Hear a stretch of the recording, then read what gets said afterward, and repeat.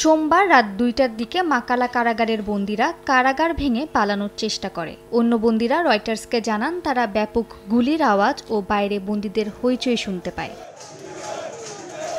গণতান্ত্রিক প্রজাতন্ত্র কঙ্গোর সরকার জানিয়েছে রাজধানী কিনশাসার কেন্দ্রীয় মাকালা কারাগার ভেঙে পালানোর চেষ্টার সময় অন্তত ১২৯ জনের মৃত্যু হয়। তাদের মধ্যে কয়েকজন সরাসরি নিরাপত্তা রক্ষীদের গুলিতে নিহত হন, আর বাকি বন্দীরা পদদলিত হয়ে মারা যান। পরিস্থিতি এখন নিয়ন্ত্রণে আছে বলে দাবি করেছে সরকার। মঙ্গলবার ভোররাতে সামাজিক মাধ্যম এক্সে পোস্ট করা এক ভিডিও বিবৃতিতে দেশটির স্বরাষ্ট্রমন্ত্রী শাবানি লুক জানান, ঘটনার সময় কারাগারটির প্রশাসনিক ভবন, খাদ্য গুদাম ও হাসপাতালে আগুন ধরে গিয়েছিল। মাকালা কেন্দ্রীয় কারাগার থেকে পালানোর এই গণপ্রচেষ্টায় বহু প্রাণহানি ও সম্পদের উল্লেখযোগ্য ক্ষয়ক্ষতি হয়েছে।